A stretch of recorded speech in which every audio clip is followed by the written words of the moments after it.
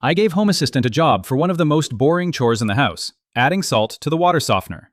The old version of this job lived in my head. Buy salt, carry the bags, fill the tank. Hope I remember when I did it last time. I moved the memory work into Home Assistant. The entry point is one webhook. That webhook could come from an agent, an NFC tag on the softener, a phone shortcut, a dashboard button, a QR code, or a plain API call. Once the event arrives, Home Assistant owns the rest. The payoff shows up on the water dashboard. I can see the last refill, the current summary, and the usual refill cadence. The Salt Trends view shows the refill count, total pounds added, and the average number of days between refills. Those cards come from the automation.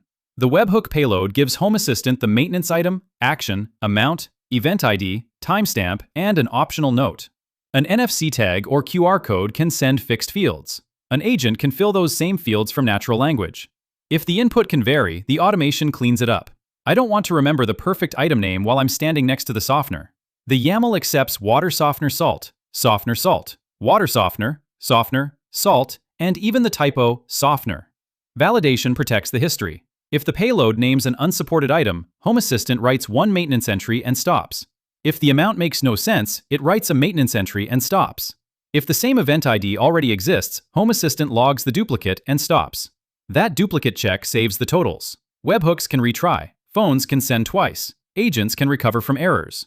The automation should handle that without adding another 80 pounds to history.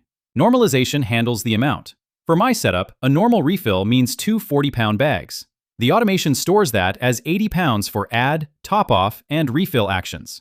The input can stay quick and the history still gets a useful number. Then Home Assistant updates the state layer. It sets the last amount, the total pounds added, the refill count, the last refill timestamp, the last note, the recent event IDs, and a compact recent event history. I use helpers for that layer because helpers give the automation stable places to write state. The viewer-facing part comes next. Template sensors turn those helper values into useful Home Assistant entities. Days since last add tells me whether I should check the tank. Last summary gives me one readable sentence for the dashboard. Average days between refills shows the cadence. Refill count proves the workflow is getting used. Total pounds added gives me a long-running maintenance number. Those sensors turn tracking into new automations. The days since sensor can trigger a reminder when the refill window is overdue. The average days sensor can set the reminder threshold instead of a fixed calendar date. The refill count can confirm that an NFC scan, dashboard button, or agent event closed the loop. The total pound sensor can feed an annual maintenance summary or a shopping list estimate. The activity feed gets one clean maintenance event. The raw helpers stay out of the visible logbook, so the house does not spam me with every internal state update. That is the automation design I would copy for other chores. Write the detailed state, expose clean sensors, and show one human-readable event. Home Assistant already gives us the building blocks. Webhook triggers receive the event. Tags can fire automations from NFC scans. Template sensors turn stored state into entities. History graph cards make the long-term view easy to inspect. That gives you options. Use an agent if that fits your house. Put an NFC sticker on the softener if you want the simplest trigger.